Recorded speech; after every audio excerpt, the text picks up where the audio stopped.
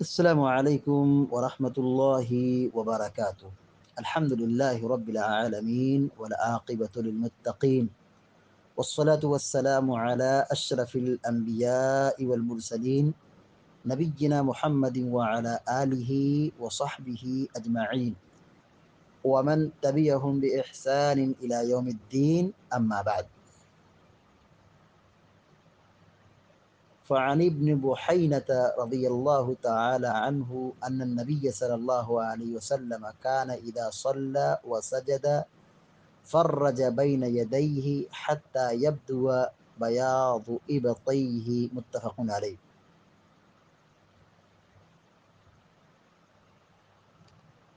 بلوغ المرام من أدلة الأحکام کی حدیث نمبر 235 ابھی آپ کے سامنے پڑھی گئی ہے۔ حدیث کے راوی ابن بحینہ رضی اللہ تعالیٰ عنہ ہیں۔ ان کا پورا نام اس طرح ہے: عبداللہ بن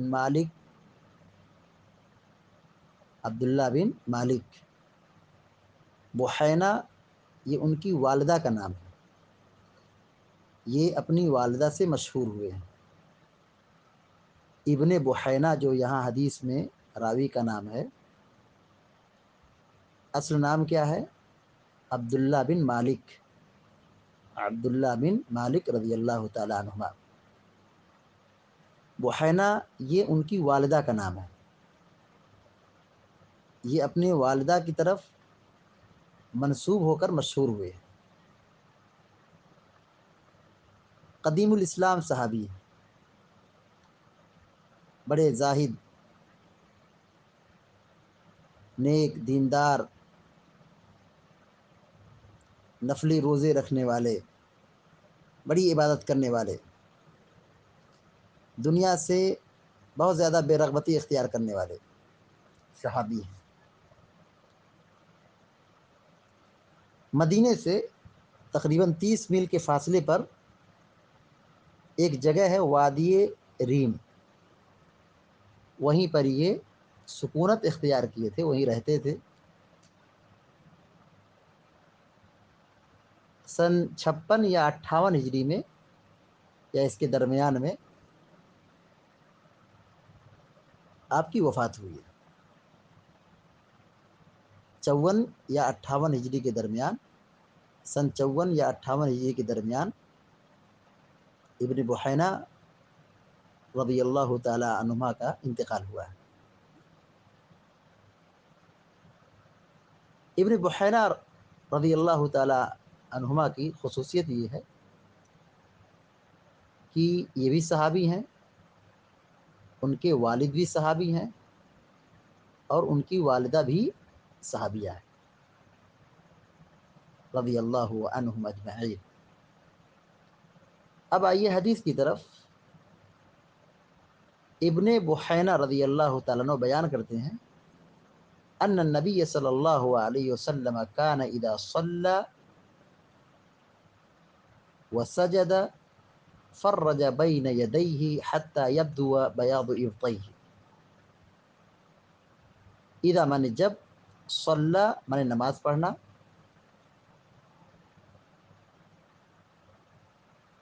وسجد سجدہ مانے ہوتا ہے سجدہ کرنا، صلی مانے نماز پڑھنا، اور سجدہ مانے سجدہ کرنا۔ کان ان النبی صلی اللہ علیہ وسلم کان اذا صلی، نبی کریم صلی اللہ علیہ وسلم جب نماز پڑھتے، وسجد اور سجدہ کرتے، فرج بین یدیہ، فرج یفرج تفریج باب تفعیل سے، اس کا معنی ہوتا ہے دوری کرنا، کشادگی کرنا۔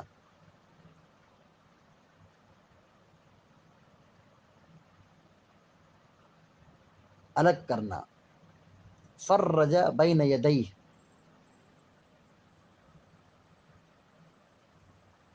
دونوں بازو اپنے پہلوؤں سے الگ رکھتے تھے، دور رکھتے تھے۔ فرج بین یدیہ کا کیا معنی ہوگا؟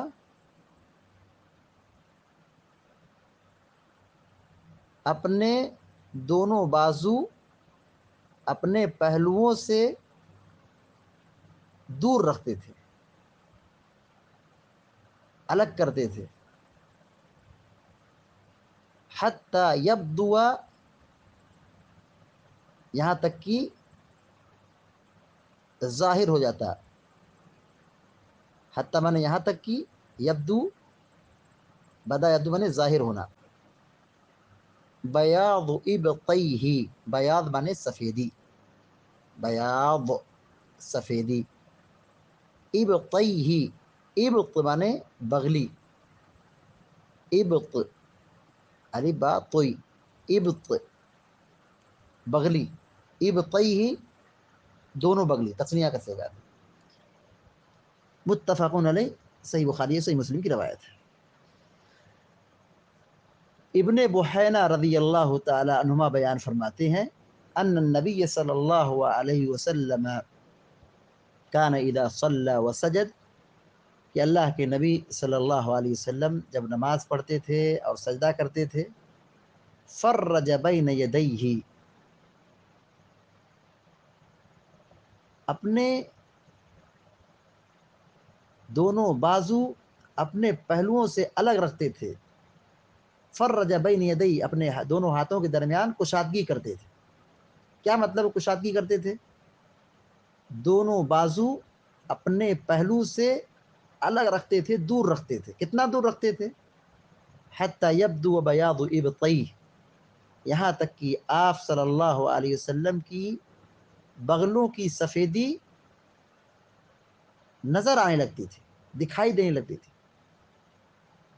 حدیث کا مطلب یہ ہوا کہ جب پیارے نبی صلی اللہ علیہ وسلم سجدہ کرتے تھے، سجدے کی کیفیت اس طرح ہوتی تھی کہ ہاتھ کو اپنے بازو سے، اپنے پہلو سے بالکل دور رکھتے تھے، کشادگی کرتے تھے، کوہنی کو اوپر اٹھاتے تھے، الگ کرتے تھے، یہاں تک کہ یہ جو بغلی ہے، بغلی، بغل، یہ نظر آنے لگتا تھا، دکھائی دینے لگتا تھا۔ حتی یبدو بیاض ابطیہ، یہاں تک کہ آپ کی بغلوں کی سفیدی نظر آنے لگتی تھی۔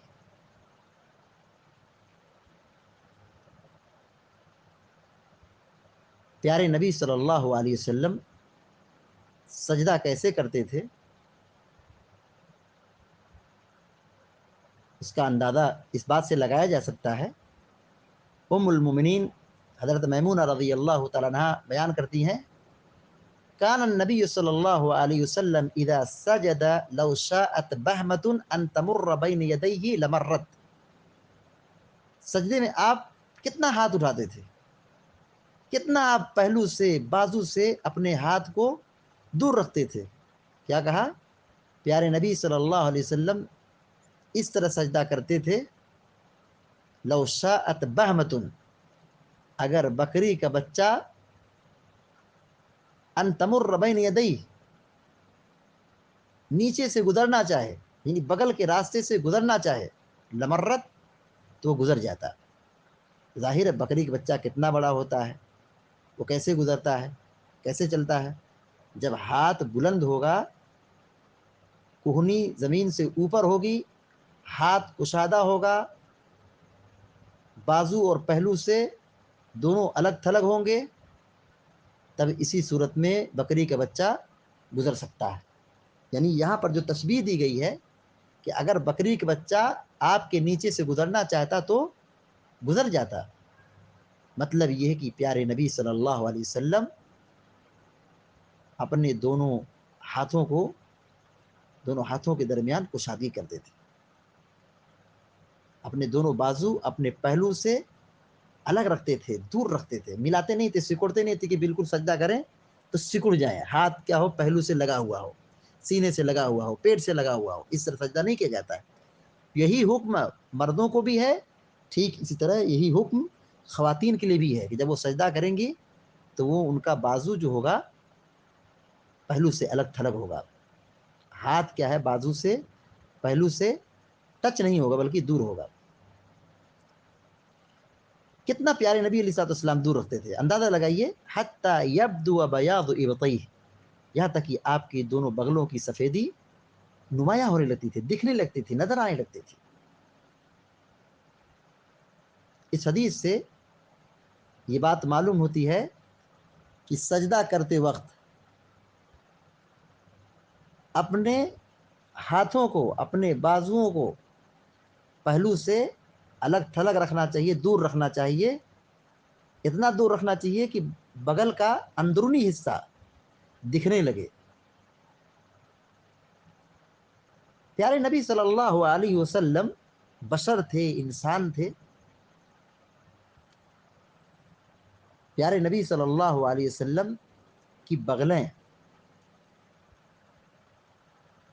جسم اطہر کے دوسرے اعضاء کی طرح سفید تھی، یعنی آپ کا جیسے پورا جسم سفید تھا، اسی طرح بغل بھی آپ کی سفید تھی۔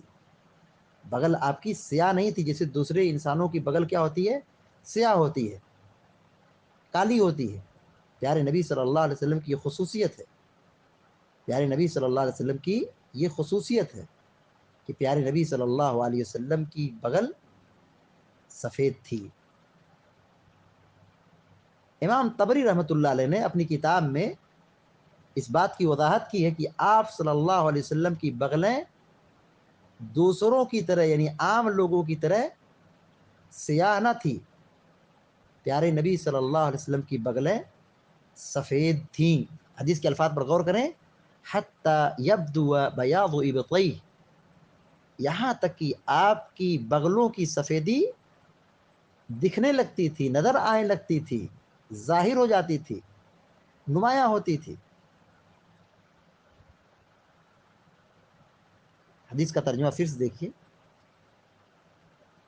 وعن ابن بحینہ رضی اللہ تعالی عنہما، ابن بحینہ رضی اللہ تعالی عنہما روایت بیان کرتے ہیں، ان النبی صلی اللہ علیہ وسلم، وہ بیان کرتے ہیں کہ اللہ کے نبی علیہ السلام کان اذا صلی وسجد، جب آپ نماز پڑھتے اور سجدہ کرتے، فرج بین یدیہ، اپنے دونوں بازوؤں کو اپنے پہلوؤں سے الگ رکھتے تھے، کشادہ کرتے تھے، حتی یبدو بیاض ابطیہ، یہاں تک کہ آپ کی بغلوں کی سفیدی نظر آنے لگتی تھی۔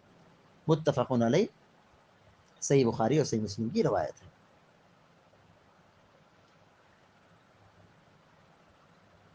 اس حدیث سے جو بات معلوم ہوئی، نمبر 1، نماز کی پابندی کرنا چاہیے، نماز کی پابندی کرنا چاہیے۔ دوسری بات یہ معلوم ہوئی، سجدے میں اپنا دونوں ہاتھ پیٹ سے، پہلو سے دور رکھنا چاہیے۔ سجدے میں ہاتھ کیسے ہوگا؟ پیٹ سے لگا نہیں ہوگا، پیٹ سے، پہلو سے، یہ بازو الگ تھلگ ہوگا، دور ہوگا۔ تیسری بات یہ معلوم ہوئی کہ رسول اللہ صلی اللہ علیہ وسلم بشر تھے، انسان تھے۔ چوتھی بات یہ معلوم ہوئی کہ نبی کریم صلی اللہ علیہ وسلم کی دونوں بغلیں سفید تھیں۔ پانچویں بات یہ معلوم ہوئی، اگر نماز میں بغلی کھل جائے تو کوئی حرج نہیں، نماز کے دوران اگر بغلی کیا ہو، کھل جائے، بغل کھل جائے، تو اس میں کوئی قباحت، نماز میں کوئی فرق نہیں پڑتا ہے۔ چھٹی بات یہ معلوم ہوئی، بغل پردے میں سے نہیں ہے، بغل یہ پردے میں سے نہیں ہے، یعنی اس کا چھپانا نماز میں ضروری نہیں ہے، پردے میں سے یہ نہیں ہے۔ پردے میں سے کیا ہے؟ ناف سے لے کر کے گھٹنے تک، ناف سے لے کے گھٹنے تک اس کو چھپانا ہے، اور اسی طرح نماز میں کندھے کا ڈھکنا ضروری ہے۔